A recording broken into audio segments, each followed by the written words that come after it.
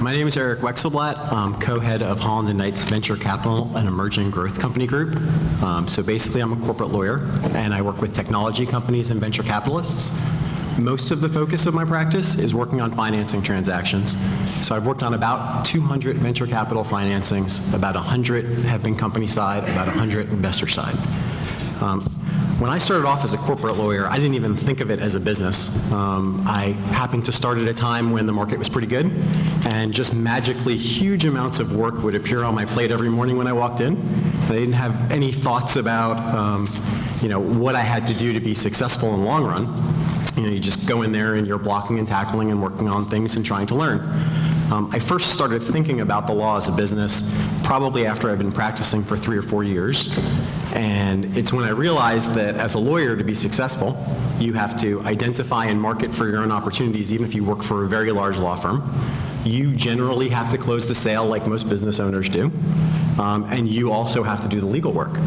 So, that was kind of when I realized that, this was a business, and my practice, even at a large law firm, was my business. My greatest success I've had in my business is actually that I've had the perfect referable client, and most lawyers hopefully can say that, but I don't think that they necessarily can. I started working for a company as an associate.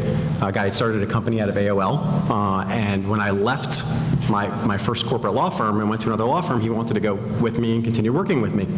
And it was at the time that the tech bubble was really growing. And the firm that I went to actually told me, we don't want you to bring any work. And that could have been the end of that relationship with that client. Luckily enough for me, he actually sold that business, and that was a great sale for him, and he started a new business. And when he started that new business, came back to me. I helped them form the company, a company called Surmise. So I helped them make the choice of entity. We did the stockholders agreements among the founders. We did the employment documents. I helped do their bridge financing transactions so they got financing and could hire employees. I introduced them to some venture capital funds and ultimately represented them in the sale. So that's the beginning of the story. It's a great representation from beginning to end, seeing the whole life cycle of a company and feeling like that was a great experience. But ultimately this one was particularly interesting because they sold to Twitter, and this was in 2008. And at the time, Twitter had raised money, probably I think they had about $100 million valuation back then, and had just raised $15 million, and this transaction was about 2/3 Twitter stock and 1/3 cash. So this nice little exit has turned ultimately for those owners into a huge exit. I have a lot of stories because the technology that our client Surmise built is really the basis for a lot of what Twitter does and a lot of Twitter's platform. So I was involved in effectively, helping found and work with a company that, was critical in creating Twitter as you guys all know it today. That, unfortunately, while it was my greatest legal success, was also my hugest business failure because I had an opportunity to invest in Surmise.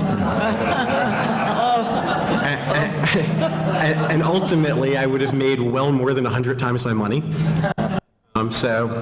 Great legal story, not the best business story. I've invested in some other clients and never quite had that one, never quite hit that 100x. We would rename the firm Millionaires. My greatest business challenge, I have always been very hands-on with the clients who I work with. And as my practice has grown, I've had a huge challenge in feeling like I was helping them make all of the important decisions that they needed to make while still scaling. And ultimately, learning to train people and trust people who you work with has been really difficult for me. It probably, for a lot of people, maybe they make that transition in 6 months. It probably took me 3 years. And it's something that, you have to get comfortable with when your business is growing and scaling. And it was very, very, very difficult for me. In the near future, our law firm does a ton of work with government contractors, especially mergers and acquisitions in this region, our corporate group. And I think that we did something like 25 M&A transactions this past year in the government contracting space out of like 100 reported deals. And when you're at that point, it's really difficult to kind of continue to grow market share. Ultimately, there's a lot of law firms that do that kind of work.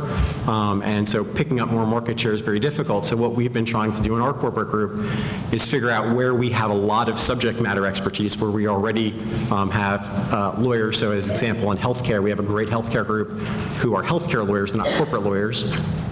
We have some really good alternative energy lawyers. And so what we're really trying to do in our corporate group is use the resources that we already have and grow from just pure technology and government contracting into certain specialty areas where we can provide corporate services for those clients that we already have, and also kind of help those guys expand their client base.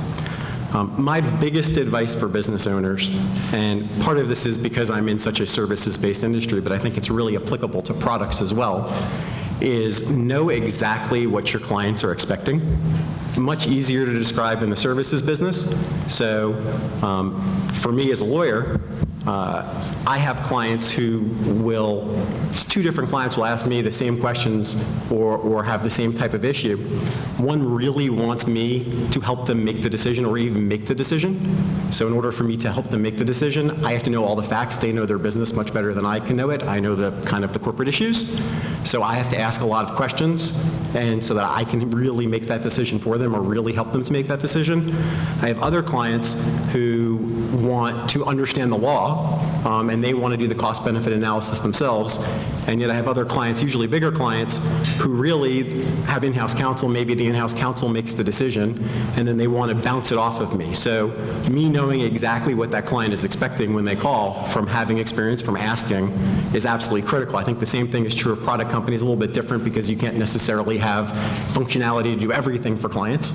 But I really do think that delivering to your clients what they are looking for and what they are expecting is the best way to be successful. Eric, thank you.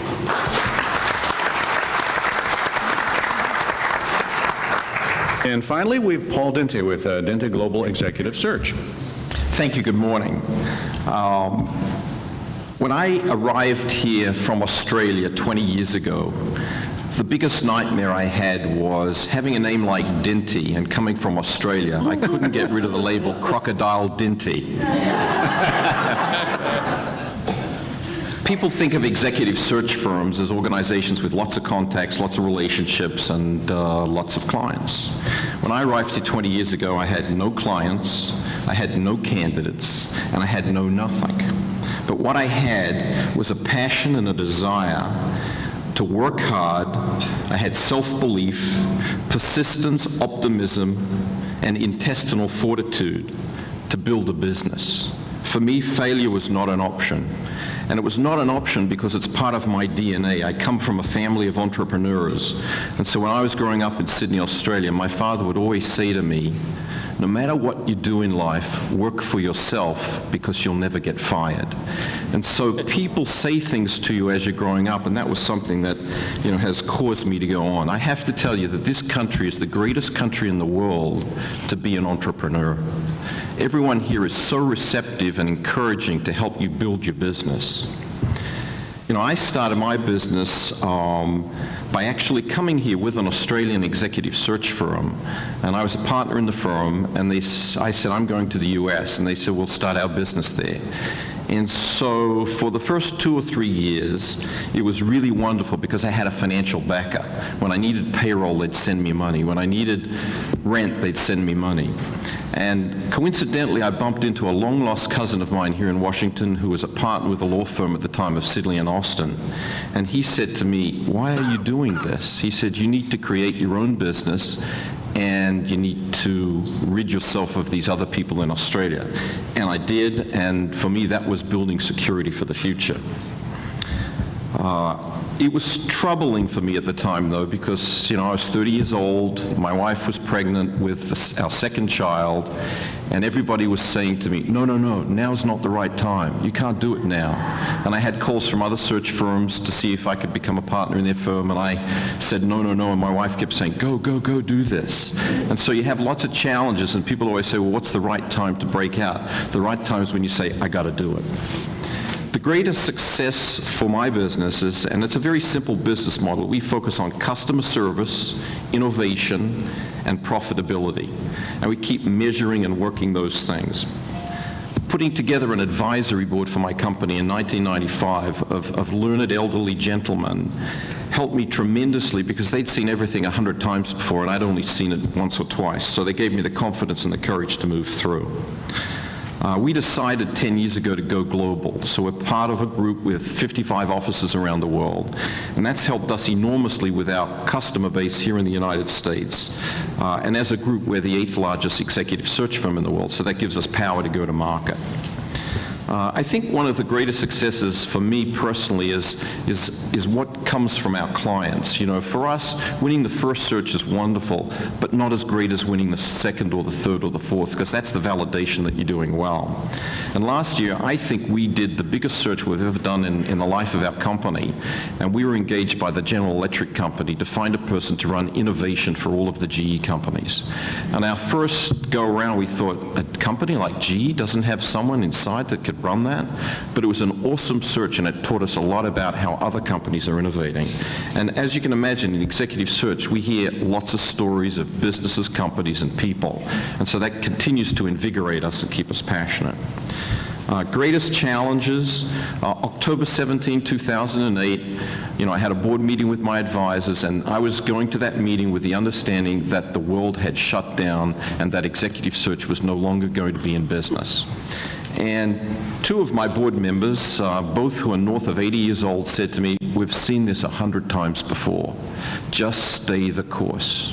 We stayed the course. For us, 2008 was the best year we ever had in the 18 years at that time of our history, and 10, 11, and 12 have continued to grow. Repositioning the business in the early 2000 period was very critical for us to get above job boards and Monster and Career Builder, to be very focused at the top end of the food chain, and so we took our business up. And when an organization is looking for a new chief financial officer, chief executive, chief operating officer, they're not going to go to Monster to find that. They're going to go to a search firm. And so for us, it's marketplace positioning. What we see in the near future is we've made a commitment, a huge investment in innovation. 10% of our revenues for this year are going towards social media connectivity and building a team at Dinty that can focus heavily on that. Revamping the customer experience. For us, clients become candidates and candidates become clients, but we really believe in the passion associated with repeat business and repeat organizations. Enhancing the capabilities of our team even beyond executive search, and driving hard and continuing to refine and enhance and develop our organization. My advice for other business owners or people who want to go into business is that, success is a byproduct of hard work. Create a culture of innovation. Go to market every day and be passionate and driven in terms of what you do. Be true to your plan. Be honest and have integrity. Respect. Listen from other people's ideas. Creatively swipe the best ideas from other people and other organizations. Create an environment where people will not be afraid of suggesting new ideas, and treat business like a garden. Grow and prune. What was good 5 years ago may not be good anymore. And finally, I'm convinced that the greatest security you have in your life is when you work for yourself, because you have the opportunity to define, manage, and control your own destiny. In the last 20 years, I haven't had one bad day. Thank you very much. Thank you very much.